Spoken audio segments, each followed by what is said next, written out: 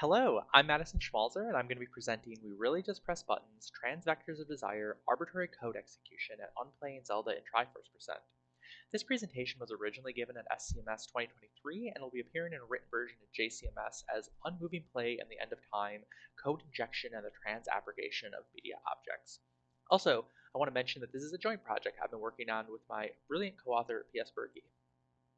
In this presentation, I'll be explicating what one version of trans play might look like, and through a deeply technical reading of one play performance, I'll demonstrate the possibilities that are open when games are unmade, unplayed, and unmediated through the movements of trans play.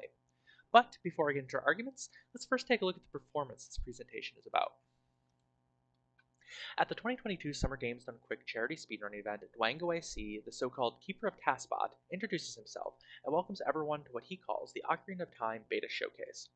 There are two other people introduced, Soreen, the director of the Ocarina of Time Beta Showcase, and Safe State, who's holding an N64 controller and is a world record holding Ocarina of Time speedrunner. There's one other individual in the circle, Taskbot. Taskbot is a peripheral that has been modified to feed inputs to the N64 system. This is called a TAS, or a tool-assisted speedrun, a practice that utilizes outside programs to help create precise strings of inputs called a TAS movie that can be automatically played back. This, however, is actually a hybrid TAS, where Save State will control Link at times, while TASBot will take over control at other times. Dwango AC tells us that what they will be doing is accessing and exhibiting beta and debug content from Ocarina of Time that is left on the cartridge. This is partially true. For example, the debug menu is accessed, an R-Wing from Star Fox is spawned, and a beta model for the Great Fairy is shown off. However, the showcase goes well beyond just uncovering buried content.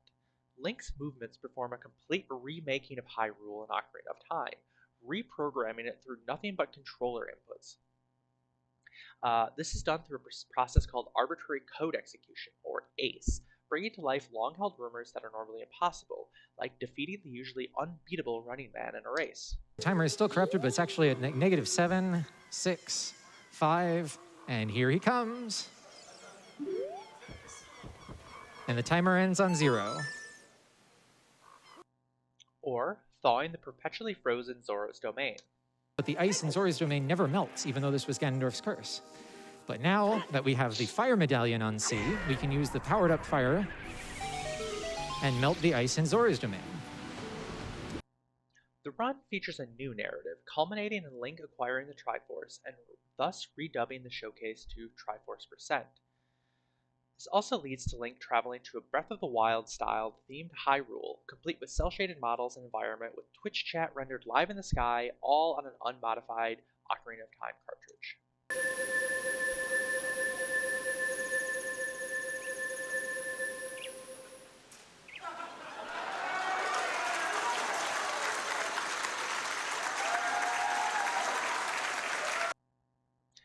These feats are impressive, and I want to emphasize how much hype this impressive display garnered for the evocative narrative that was woven.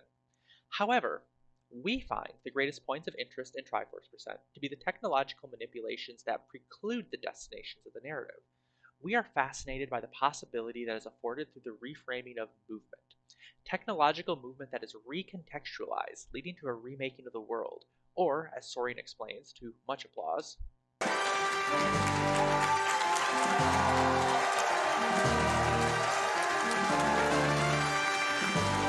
So that is what we can do with arbitrary code execution. We really didn't modify anything about the game in advance. We really just pressed buttons on 4 controllers very quickly with the help of TASBot and used glitches and built our way up to having more and more control over the game. In this presentation, we'll first argue that play practices like Triforce Percent complicate discussions of queering video games, focusing on the limitations of Cartesian metaphors in queer game studies. We will then introduce an alternative, unmovement, that will be exemplified through the figure of the vector, which recognizes movement and orientation without requiring fixation. We will suggest that this is a trans movement that disrupts and remakes the subject as well as the world itself, according to player desire. We will then provide a technical and theoretical excavation of Triforce Percent's use of ACE as a case study. Specifically, we examine 3 moments in this run as case studies in unmovement. 1. Manipulating the actor heap. 2. Recalling the rock. And 3. Building the bootstrappers. Ultimately, we assert that spatial frameworks of unmovement found in trans studies offer a rich understanding of queer possibility and media objects. To begin, let's first turn to a beloved metaphor in queer theory and game studies of the line. Cartesian frameworks of orientation are central to understandings of desire and normativity. Perhaps the most notable articulation comes from Sarah Ahmed. For Ahmed, we become oriented by proximate objects. That orientation produces lines taken through the world. In other words, the line becomes simply a way of life. Queerness for Ahmed is found in becoming disoriented from existing lines and producing new ways to move through the world. Lines of desire are one way we become oriented. Desire is a direction we face. These same metaphors are commonplace in game studies, such as identifying through characters, or, most crucially for our project, the technological apparatus of video games themselves becomes entangled with players' bodies, structuring orientation and desire. Queer game studies has maintained an interest in discussing normativity and desire through ludic orientation as well. For queer game scholars, understanding queerness in games often means relying on Cartesian logics of orientation and navigation, moving and playing with or against the game. These Cartesian logics, however, rely on an understanding of movement that suggests a topography of lines that mark established paths and deviations, or a grid. Brian Masumi has written at length about the spatial structuring of the grid and its influence on movement and positionality. The grid, for Masumi, is an oppositional framework of culturally constructed significations, male versus female, black versus white, gay versus straight, and so on, and we might add here normative versus non-normative. Let's explore an example of how such grids emerge as we watch Link retread familiar grounds in the early stages of Triforce Percent. When Link wakes from his dream and stands, safe state gains control. Without hesitation, Link races across the room, swerving to avoid the table and rolling to gain speed, out into Triforce. This takes no more than a second, yet we see the metaphors of orientation, desire, movement, and the line we have come to hold dear in game studies ushered forth. Link follows a set path, one set by player desire for speed. Safe state does not linger a frame longer than necessary. This continues as she follows the Ocarina 90% speedrunning route. Link is greeted by Saria, who promptly backflips past, walks backwards, and hops around the forest collecting rupees, a line that has been inscribed by communal desire for an optimal routing through the game. These lines are the product of decades of research, refinement, and embodied play across the Ocarina of Time speedrunning community. In the context of the technical, we might see the emergence of several grids here, but more to the point, play itself exists within cultural grids that orient understandings of these technical movements. As a result, there are two ways we might read Link's movement here in the context of queer theory. On the one hand, Link's hopping, backwalking, and jumping around might appear to deviate from the expected patterns of navigation in Ocarina of Time. Link resists the intended ludonarrative path of the game, invoking a queer wandering or decision to play slowly. In Ruberg's words, resisting chrononormativity and hegemonic logics about spatial relation. But at the same time, as Link hops around Kokiri Forest, we see highly optimized movement, direct paths, and speed-focused inputs. Such movement follows paths that are ingrained within community standards, optimized, familiar patterns for speedrunners, a line being carefully followed. This is a difficult tension. Link's hopping around becomes at once deviation and precise re-articulation. Following the critique of transmedia scholars, we problematically are put in a situation where we must determine what is more normative, which often leads to the erasure and vilification of trans perspectives. Also, in suggesting that the game environment could be a queer narratological space that might be navigated straightly, one presumes a certain fixity of the game world and the possibilities it contains. Again, a grid. But the grid is but one crystallization of potential networks of lines. It takes a glitch, swerve, breakage to reveal its constructedness. The question then becomes, how do we account for movement that fundamentally alters the world made of grids? We might understand the geography of Hyrule, walls and trees and hills, as the boundaries of the game space. But, as an oft-quoted speedrunning proverb is quick to remind us, walls are just suggestions. We see this fascination with the expansion of the world of possibility beyond the limits of the system as inherently trans project. To take walls as suggestions, and to, as Marquise Bay writes, unfix the walls, make walls made of water.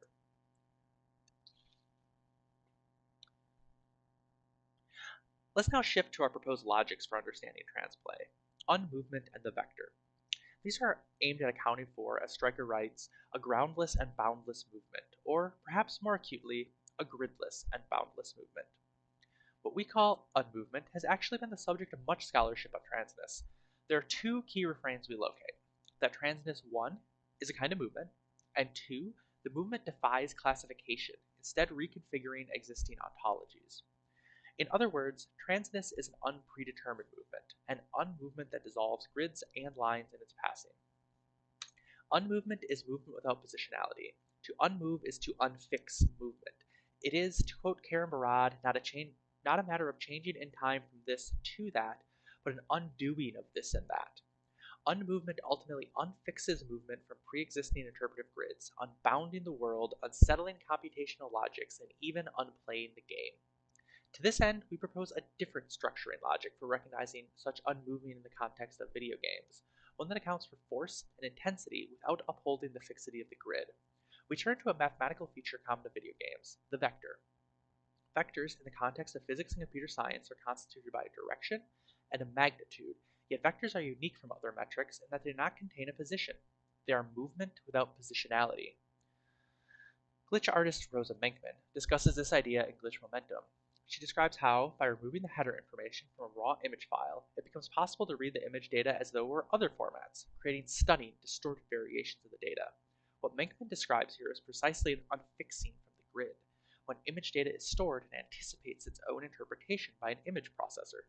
Menkman shows what becomes possible when that data is interpreted in other ways: glitch, art, distortion. So, let's turn to three evocative moments of this movement through vectors in Triforce Percent: manipulating the actor heap, recalling the rock, and building the bootstrappers.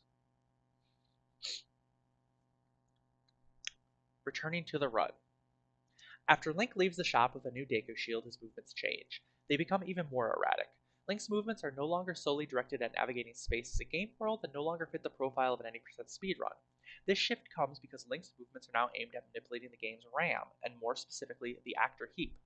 The actor heap is a location in the game's memory that stores information for the game objects, or actors, in an area, NPCs, rupees, items, etc., as well as their actor overlays, information that governs the behavior of those actors. It's also dynamic.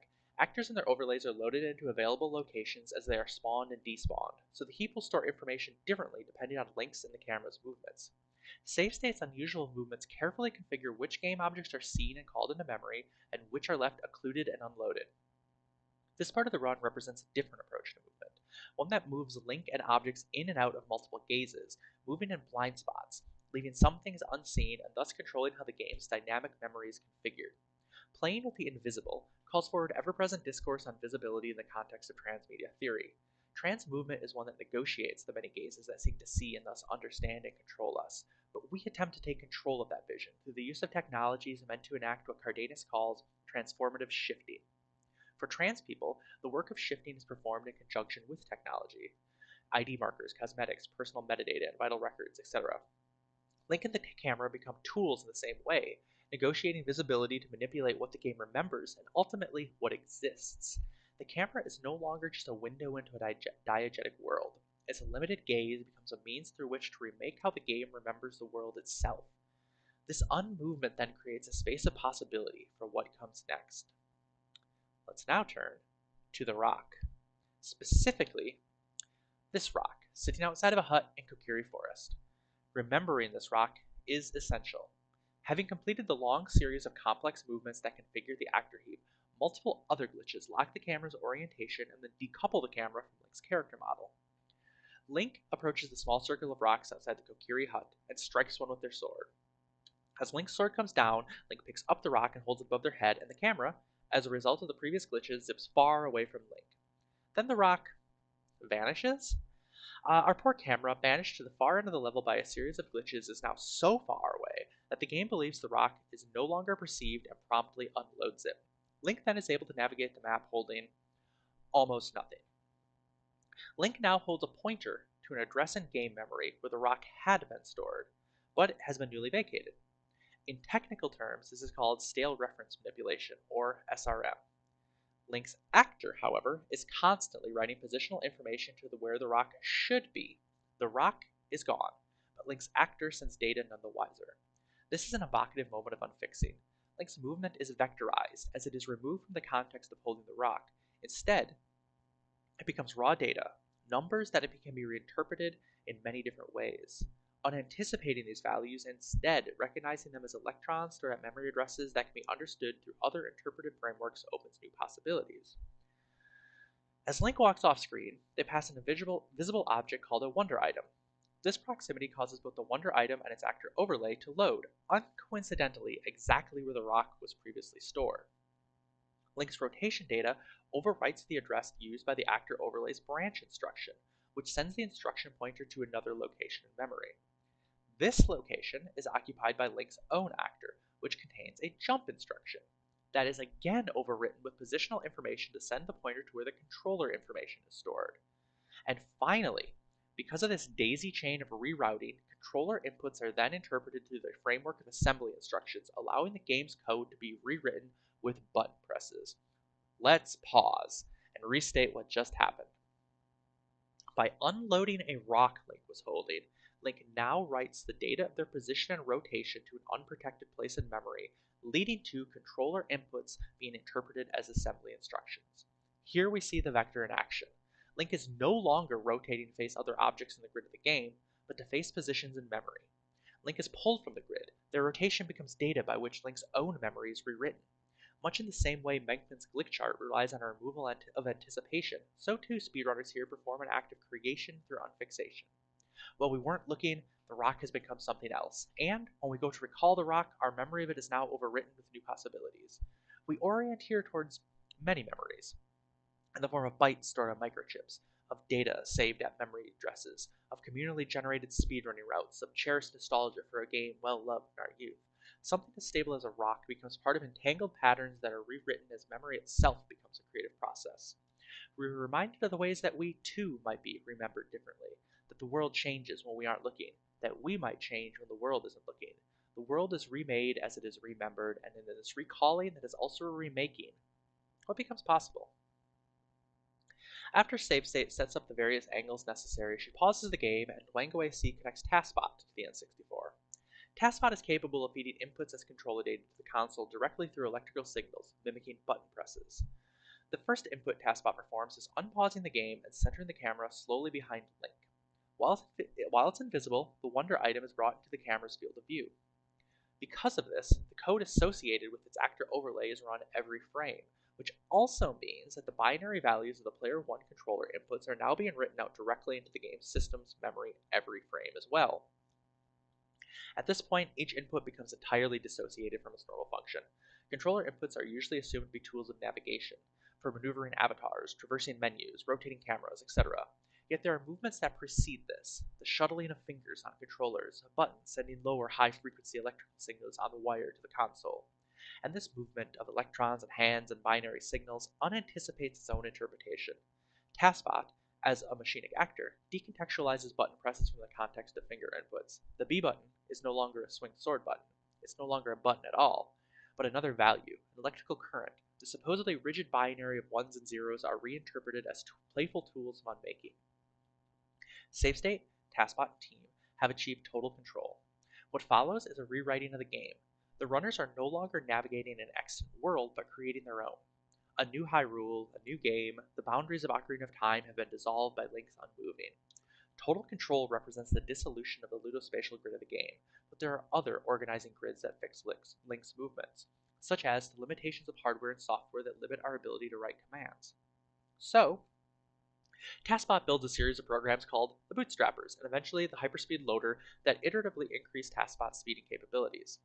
Building the Bootstrappers and Hyperspeed Loader represents an amplifying unmovement that fundamentally alters the functionality of the system, increasing the ability to write instructions from 10 bytes per second to 5,400 bytes per second. We transcend the limitations of the pre-programmed software and screen's refresh rate. Instead, the new limitation is simply how fast electricity can move. This new kind of play moves with a speed that races towards escape velocity. Such play dances along wires and electrical signals like lightning. Link unmoves along these vectors of charged desire faster than the screen can capture and faster than we can perceive. And yet, Link doesn't seem to move much at all. As tens of thousands of inputs are performed each second, all we see is Link do a little wiggle. While Link scarcely moves, there's movement everywhere. Electrons moving across digital channels, bytes of data shifted between registers, predetermined instructions honed for weeks mobilizing the console's live memory, and the subtle movement of save state. understated, celebratory fist pump that signals that the execution has succeeded. The crowd, however, remains relatively unmoved. You'll see a little green bar in the corner of the screen. That means this was successful. That was the big moment, though you may not have realized it. And so now we've switched. But what follows in the remaining 40 minutes of the showcase certainly did make an impression. The runners take the audience on a tour of previously thought impossible feats one by one, telling a new story in which Link does finally gain the Triforce. In the weeks that followed, Triforce Percent and the work of the TASBot team was showered with praise. Triforce Percent itself has been recognized as a milestone in both Zelda and TAS history. In many ways, Triforce Percent was celebrated as a culmination, not only of years of labor by dozens of team members, but of community desire. Much of the media hype surrounding Triforce Percent centered on Link finally obtaining the Triforce after over 20 years. This moment clearly represented for fans a long-delayed fulfillment of the latent desire of Link and the Ocarina of Time community. The Triforce. Finally. This discursive framing is an important reminder that unmovement happens only for a moment. Thereafter, records of that unfixing will wrestle the vector back onto new grids, draw new lines, new records, new interpretations that both foreclose future possibilities and lithify the past. This has arguably happened to Triforce Percent through meticulous documentation. There's a temptation to take part in this process, to trace a line between Ocarina of Time 20 years ago and the Ocarina of Time presented in GDQ 2022. Yet to draw such a conclusion is, arguably, to misplace the most important effect of the Triforce Percent showcase, its demonstration of a game dissolved through movement. And this is at the heart of play practices like speedrunning more generally. Speedrunning is always concerned with what is just upon the horizon. Speedrun routes may ossify into known paths, but remain both provisional and liquid, always about to be shifted by the next discovery. In a similar way, just as Link attains the Triforce, there's immediately a focus on the next moment of vectorization. Twitch chat's words paint the sky, saying here together over and over again, but we are here together for only a moment. This moment here today, as well, is but one fleeting moment that will later be ossified into recordings and papers. But we also ask, just as Zelda's final words to Link ask, what new desires will move us into the future, and how do we play with technology to bring them forth? The narrative of this run forefronts communal desire for future iterations of community and possibilities for technological play. Much care and labor went into producing this demonstration, and it is not presented as a stopping point. A new world means new possibilities that produce new desires that will spin us out of the grids all over again at uncatchable velocities. Our case study here is an investigation of Transitus as exactly such a movement that disrupts, an unmovement.